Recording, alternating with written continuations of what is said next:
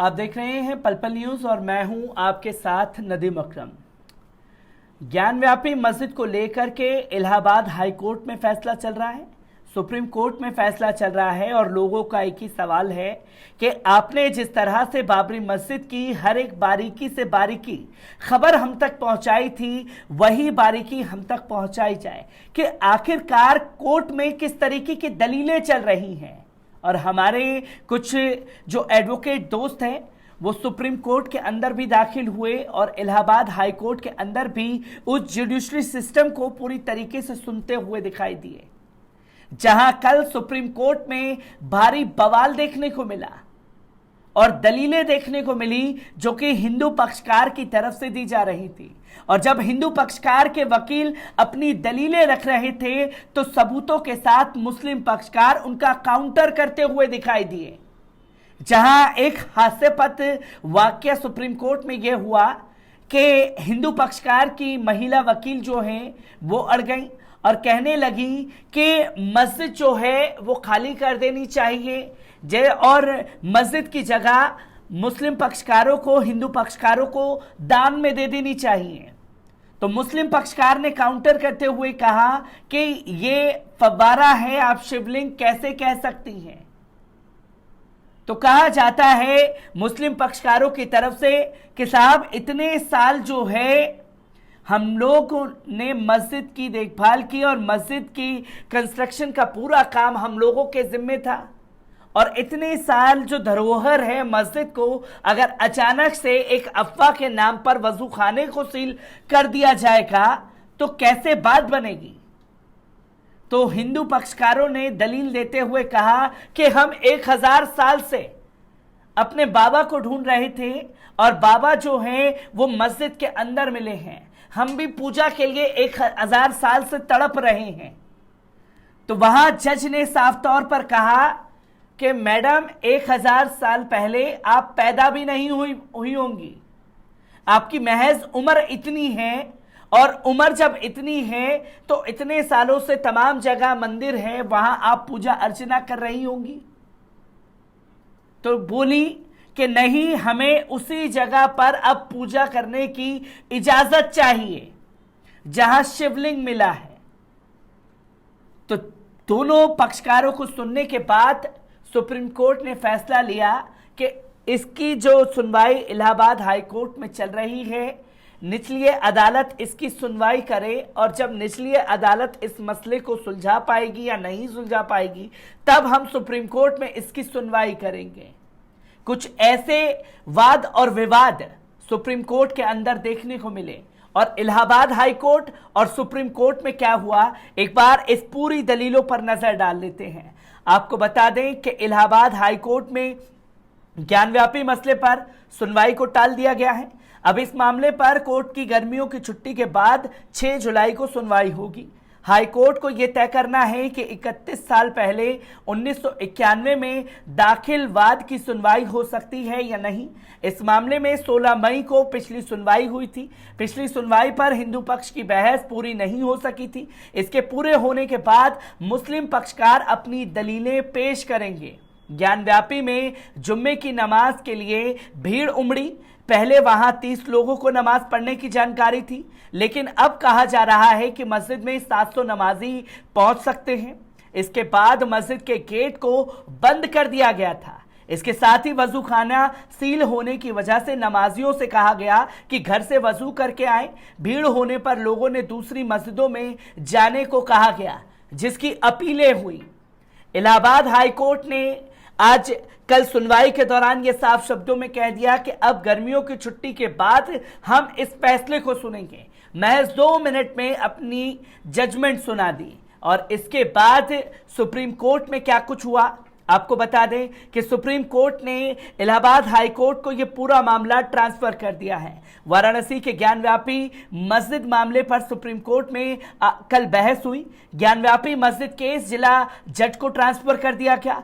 इस संबंध में सुप्रीम कोर्ट ने आदेश जारी कर दिया। कोर्ट ने कहा कि वजू की व्यवस्था की जाएगी, इसके साथ ही शिवलिंग का एरिया सील रहेगा। मुस्लिम पक्ष की एक दलील को सुनने के बाद जस्टिस चंद्रचूड़ ने कहा कि किसी स्थान के धार्मिक चरित्र का पता लगाना वर्जित नहीं है। दरअसल मुस्लिम पक्ष के वकील अहमदी ने कहा कि पूजा स्थल के धार्मिक चरित्र को बदलने पर स्पष्ट रूप से रोका जाए। आयोग का गठन क्यों किया गया था, यह देखना था कि वहां क्या था। इस पर जस्टिस चंद्रचूड़ ने यह टिप्पणी की। आयोग की रिपोर्ट लीक होने पर सुप्रीम कोर्ट ने नाराजगी जताई। कोर्ट ने कहा कि आयोग की रिपोर्ट लीक नहीं होनी चाहिए और केवल न्यायाधीश के समक्ष पेश की जानी चाहिए। कोर्ट ने सुनवाई के दौरान कहा कि मीडिया में लीक बंद होनी चाहिए। रिपोर्ट कोर्ट में जमा करनी थी, कोर्ट को इसे खोलना चाहिए था। हमें जमीन पर संतुलन और शांति की भावना बनाए रखने की जरूरत है, एक तरह से हीलिंग टच की जरूरत है। हम देश में संतुलन की भावना को बनाए रखने के लिए एक संयुक्त मिशन पर हैं। जस्टिस चंद्रचूड़ ने कहा कि समाज के विभिन्न समुदायों के बीच भाईचारे और शांति हमारे लिए सबसे ऊपर है। हमारा अंतरिम आदेश जारी रह सकता है, इससे सब और शांति बनी रहेगी। पहले ट्रायल कोर्ट को मुस्लिम पक्ष की अपील, दलील और 1991 को उपासना स्थल कानून के उल्लंघन की अर्जी पर सुनवाई करने दें। सुनवाई के दौरान मुस्लिम पक्ष के वकील अहमदी ने कहा कि मस्जिद में हमें वजू करने की अनुमति नहीं है, पूरे इलाके को सील कर दिया गया है जहां वजू किया जाता है। इस पर चंद्रचूड़ ने कहा कि हम जिला अधिकारी के वैकल्पिक इंतजाम करने को कहेंगे। वहीं सॉलिसिटर जनरल ने कहा कि इसके लिए भी इंतजाम किए गए हैं।